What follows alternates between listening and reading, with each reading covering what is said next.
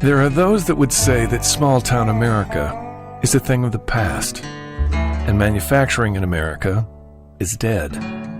But there are companies that still believe Made in America means something. To us at Armageddon Gear, it means a sense of pride in making something good for our countrymen to enjoy and making something reliable for our men to defend our country. It means making full use of the hard-won liberties our country provides to pursue the American dream, and the satisfaction of employing our neighbors and bettering our community. At Armageddon Gear, not only do we make the best gear available, but we take the time to ensure every employee understands how the gear is used and why it has to be so good.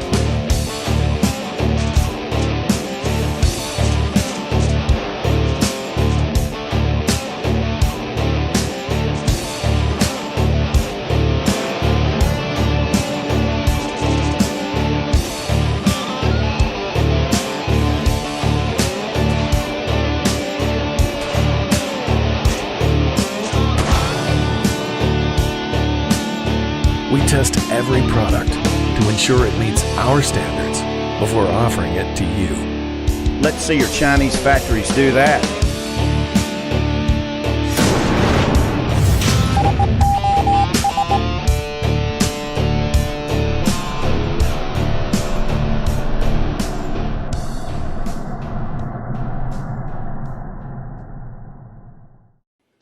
All right, folks, welcome to Absolutely Outdoors. We're indoors today, but you'll see as the show goes on why we're calling it Absolutely Outdoors. The product that Tom and his folks make is something that's used by the Army, by long-range shooters. Everything they make is used outdoors.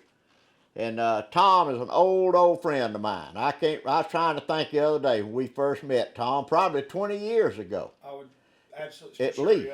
At least 20 years ago. Mm-hmm. And I'm going to tell you folks right now, if I had to go to war with anybody in the world today, it would be with that guy sitting right over there.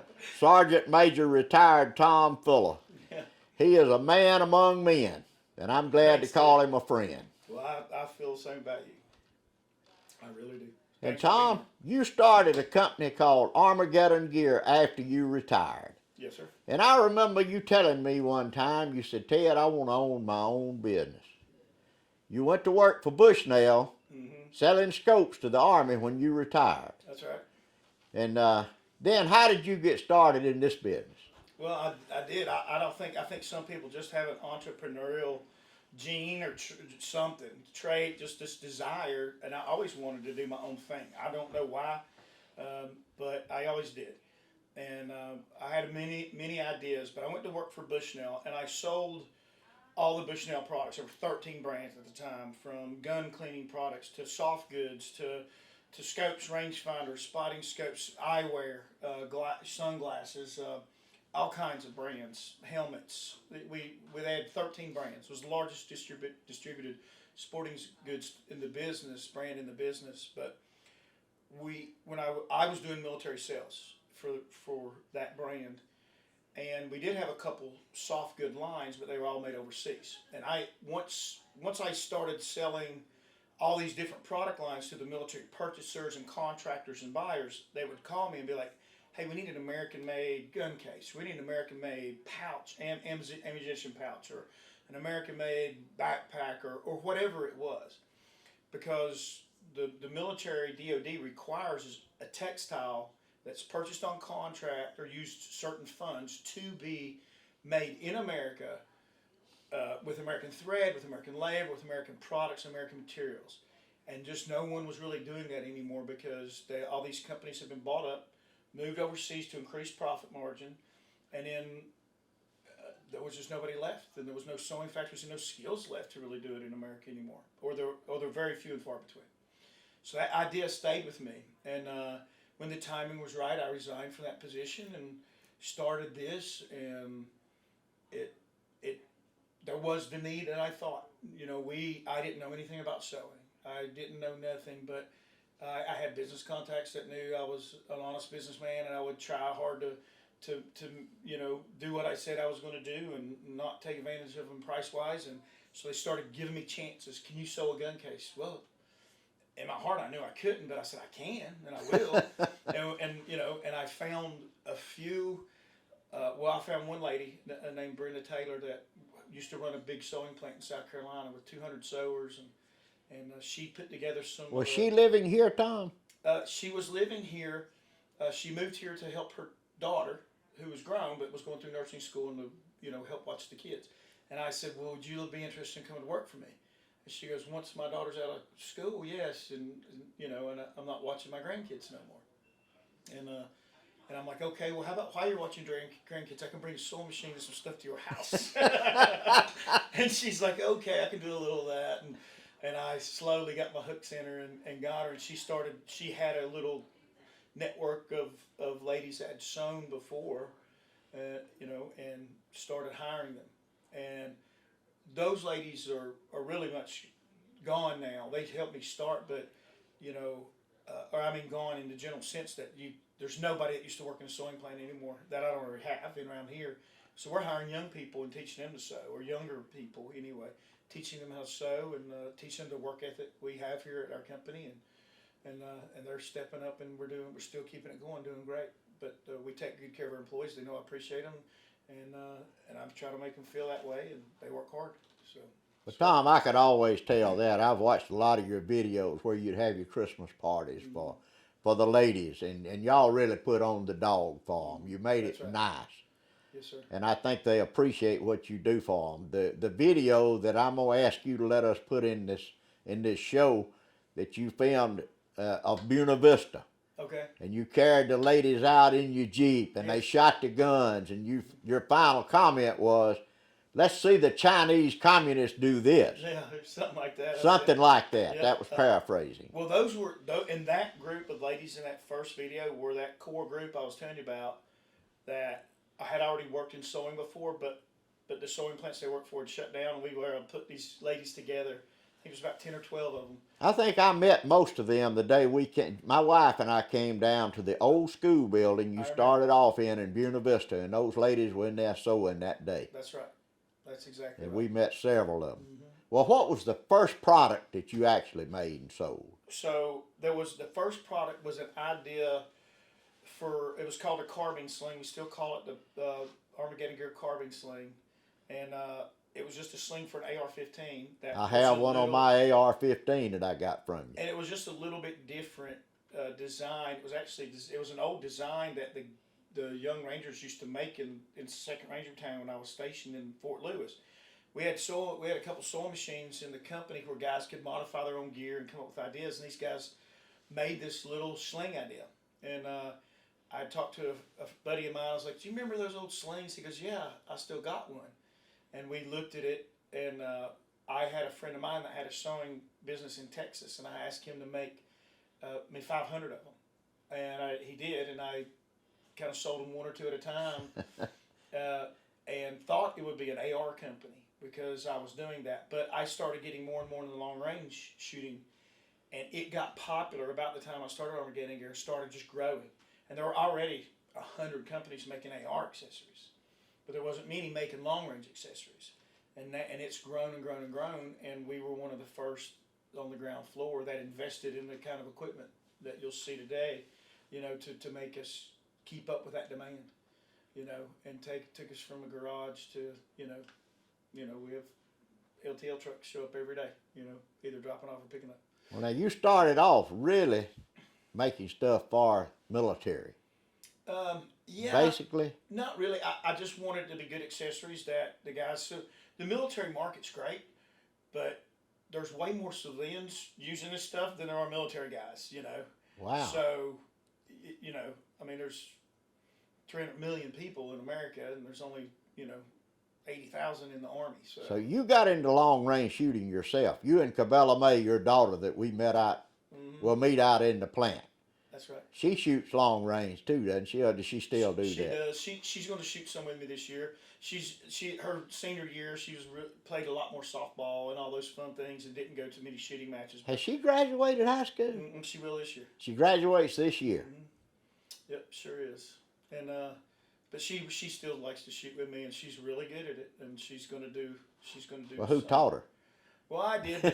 Actually, Melissa, that works for me, took her to her first match. Yeah, Missy was a competition shooter. Does she still shoot? She finished 4th in a field of 100 this weekend. Really? Down in Florida. So, I'd say she's still doing it. I believe she very does. well. Yeah. She brought home a trophy this weekend, and then you saw some of them trophies out on the tables that are hers. So, yeah, she still does, and she's really good at it. Yep. So now you build for long range shooters, all different kind of bags and accessories, and how do you come up with your new ideas? Well, you only got so many good ideas, I think, in your lifetime. But we go to the matches. We're there personally, me and Melissa, and guys come and says, I've got an idea for something. And last year we launched a product that was the industry innovative product of the year. It was called the Industry Choice Awards, which is not just sewing; it's all the firearm. And a sewing company, which I think is the first time that's ever happened, is where a sewing company had the innovative product of the year for the firearms industry, and we did last year with a product idea that a fellow shooter gave us. How about He said that? it'd be great if y'all did something like this, and we took that idea and ran with it. Triggered the idea and went with it. Yeah, so it's worked out good. So when you have an idea, you take it to who? I take it to, well, first I take it to Melissa, and I say, is this a good idea or not? And if she thinks it's a good idea, then we talk to people we know that shoot and other places, but to get it made, I take it to one of my employees named Mike. He's my product engineer, and he can turn the idea of that product into a one-dimensional pattern, that a computer pattern in 1D, and it'll go into that cutting machine that I'll show you later. It'll cut it out, and however many pieces that is, and he will sew it together, the first one. And of course, we'll make changes from that first one, probably second, third. Trial and error, Yeah. trial and error. Unless it's just a super simple product, yeah, we'll have to make several changes, but we'll get it right. Yep. So how many total products do you have in your catalog? Let me ask it that way. I don't know, Ted, because we have.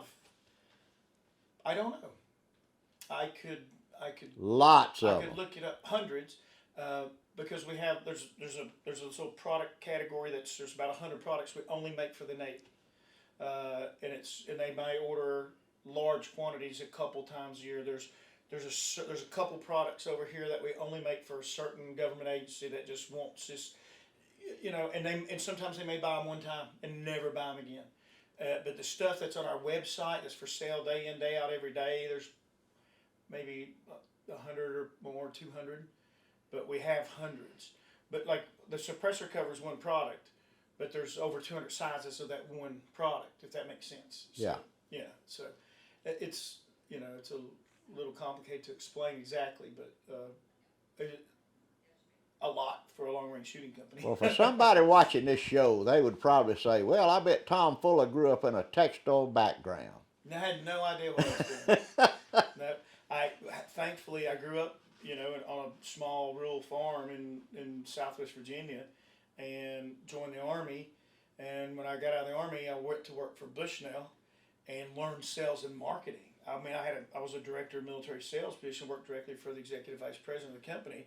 So I learned a lot, and fortunately I was a quick learner and was good at it, but had no formal training in it. But I really did figure out the sales and marketing piece, how to take a product to market, how to make that product successful, how to make a brand work, because that's what I did. We started a whole new brand in the Bushnell umbrella and made that a pretty big channel for an already big company pretty quickly. And so I just took that and brought it here. But I had no idea how to manufacture sewing. It's just finding good employees and relying on them. And So what we're going to see on the walkthrough here is something that has just evolved. Mm-hmm.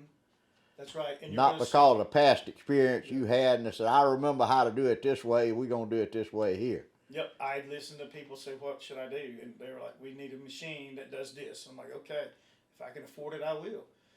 Like you'll see these cutting machines.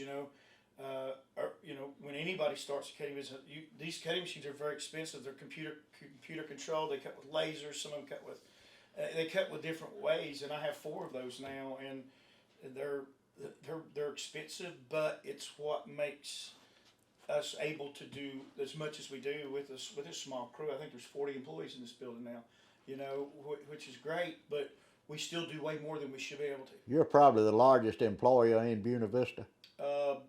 I would say, other than the school district, yeah, it's a small county. Well, I remember, like I say, when Gene and I came down to the old school building that you rented downtown, Yep. and we went in and saw your first cut machine. And if I'm not mistaken, you told me you paid like $100,000 for that first cut machine. Probably something like that. I don't think quite, but close. And you had a young man that had just got out of high school. He was running it. You had taught him how to run it. Yep. And I taught myself how to run it. I don't even remember how I learned. I couldn't run it today, that's for sure. I learned on the spot and then taught him, and then I went on to something else and forgot it. But you know what? I just thought there's a sawmill in the south end of the county. That's by far the biggest private employer for sure.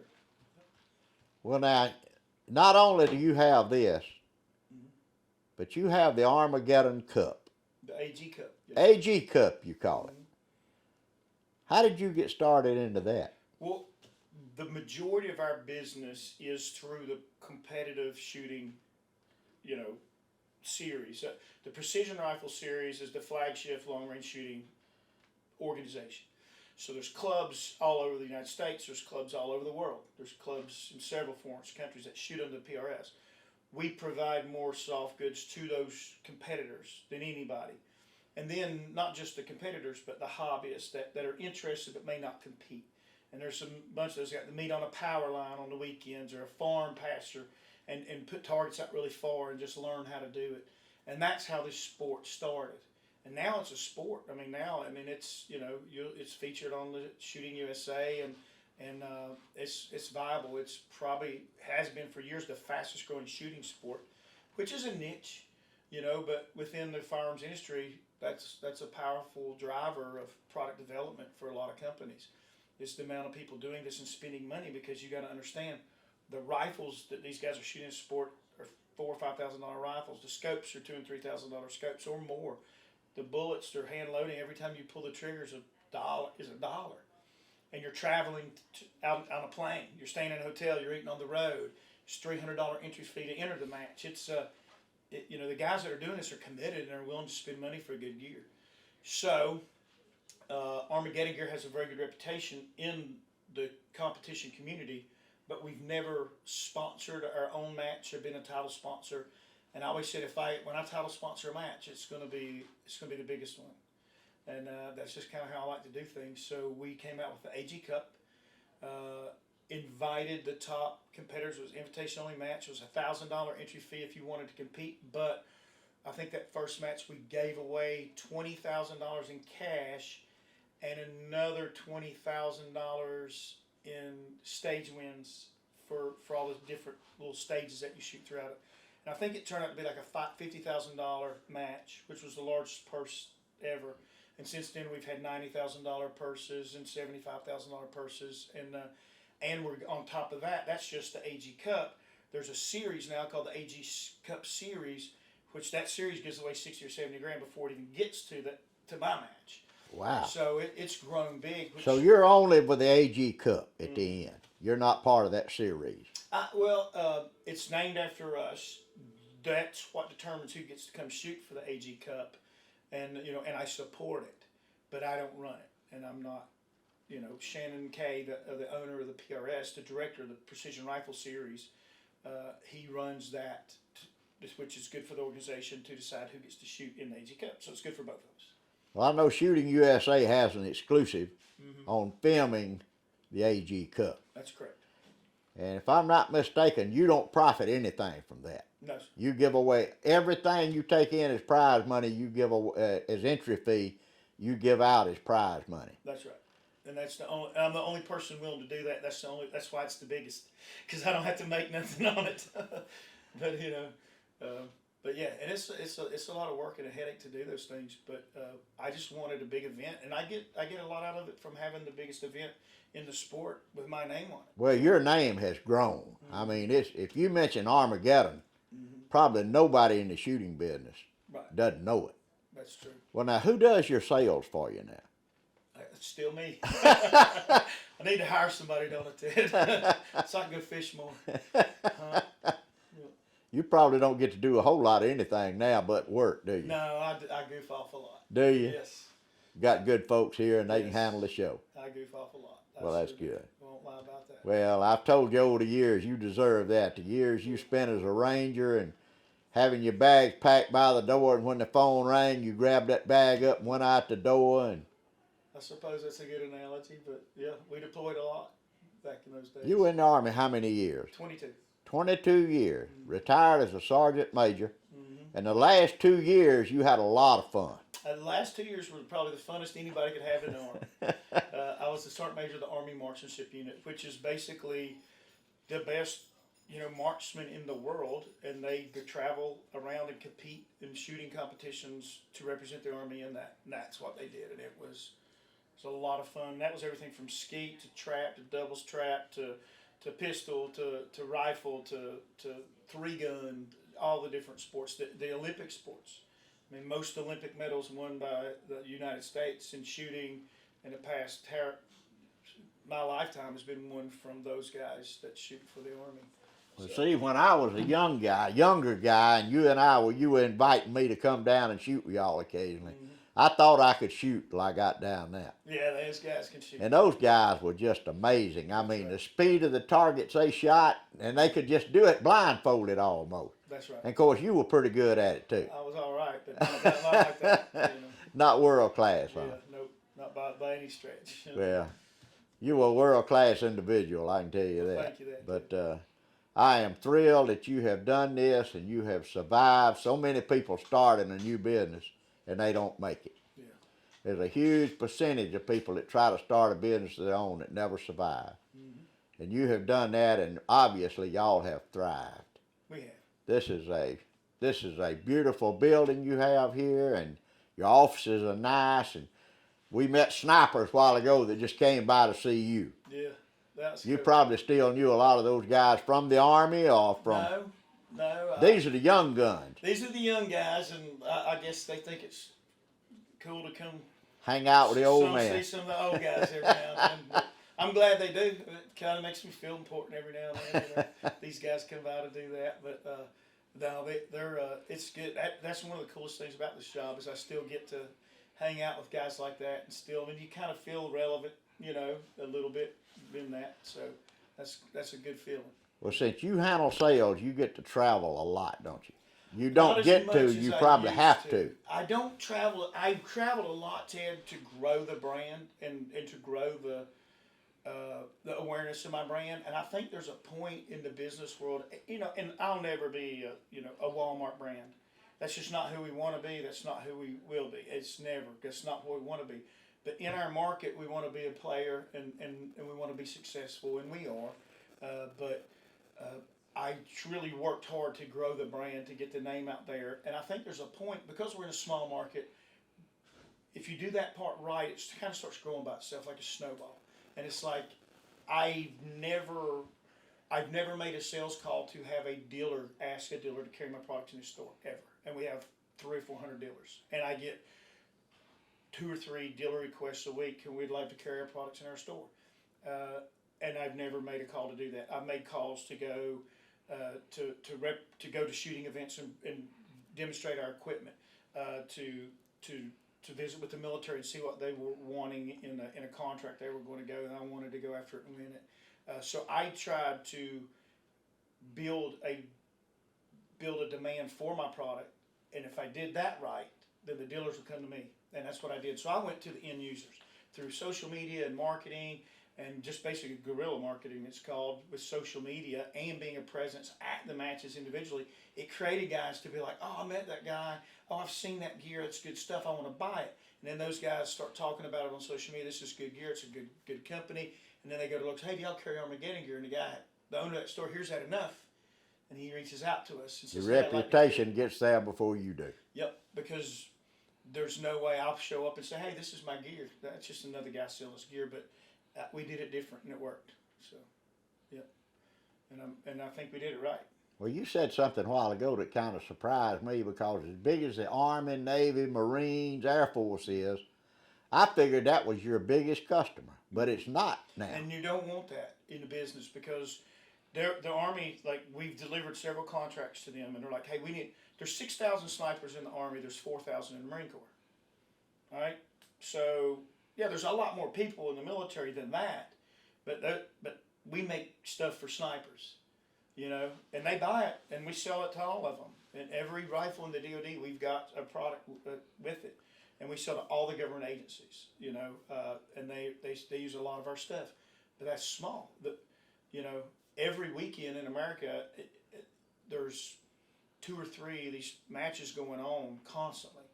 One in Washington State, one in Texas, one in Georgia, one in Florida, one in Canada, and there's people enjoying this as a sport constantly. So there's way more people shooting long-range rifles as civilians than there are doing it for the government. Well, I went to my urologist 3 or 4 weeks ago, and of course I mentioned to him that I had a TV show and it was absolutely outdoors, and he told me that he had got into long-range shooting, and he said we shoot deer at 1,000 to 1,200 yards. Right. So here's a guy that's a doctor, a urologist in Columbus, Georgia, who is out on the weekend shooting deer on a power line at 1,000, 1,200 yards. Right. And accurately killing deer, not just crippling them up. Right. And I know other friends, and you know some around Phoenix City too. Pat's one, Pat Peterson, that's into the 1,000-yard shooting. And Right. it's just I'll never shoot that far. And I shot with Chuck one time at 1,000 yards, but if I hit a big target 3x3 and it pinged, I thought I'd done something. But it's amazing how many people like that there are. It's growing so fast, and there's so many people wanting to learn that discipline about what's the wind doing, what is the bullet drop, how fast is my bullet going. There's just so much. It's a brain game, really. It's not about pulling the trigger.